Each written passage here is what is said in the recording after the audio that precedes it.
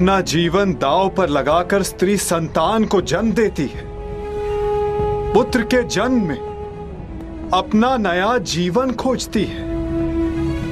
पीड़ा के उन पलों में भी उसकी आंखों में दुख के अश्रु नहीं होते।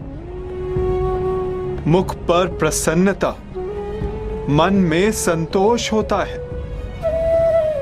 और बदले में हम पुरुष उसे क्या देते हैं?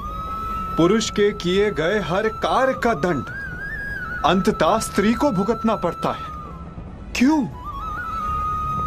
राम को दंड देने के लिए सीता का हरण होता है। सीता को ही अग्नि परीक्षा क्यों देनी होती है? युद्ध पुरुष करता है और पराजित स्त्री होती है। वीर गति पाकर पुरुष स्वर्ग भोगता है और विधवा होकर स्त्री नरक भोगती है। क्यों?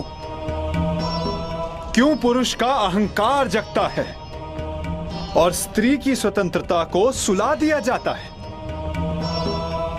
जुए में, मदिरा के मद में धन पुरुष खोता है और भूख स्त्री के भाग्य में आती है।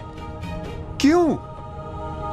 विवाह के पश्चात स्त्री सौभाग्यवती बनकर घर में आती है और उसके मस्तक पर सिंदूर के रूप में उसके पति की दासी होने का चिन्ह लगा दिया जाता है। अपनी इच्छा से 100 पत्नियां रखने वालों को पराक्रमी समझा जाता है और दुर्भाग्यवश एक से अधिक विवाह करने वाली महिला को वैश्या कहकर पुकारा जाता है। क्यों? पुरुष असफल होकर संसार का त्याग करता है और अपना घर संसार चलाने के लिए स्त्री को संघर्ष करना पड़ता है।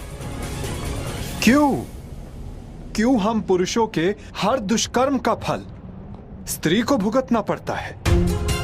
जो जीवन देती है उसका अधिकार तो केवल आनंद, प्रसन्नता और सम्मान होना चाहिए। फिर उसका चीरहरण क्यों होता है? स्मरण रखना, जब तक स्त्री को मान, सम्मान और अधिकार मिलेंगे ये सृष्टि फलेगी, फूलेगी, विकास होगा। और जब जब स्त्री का मान भंग होगा, जब जब उसका अभिमान पुरुष के दम तले कुचला जाएगा, तब विनाश होगा। हर बार एक नए रूप में एक महासंग्राम होगा, एक महाभारत होगा।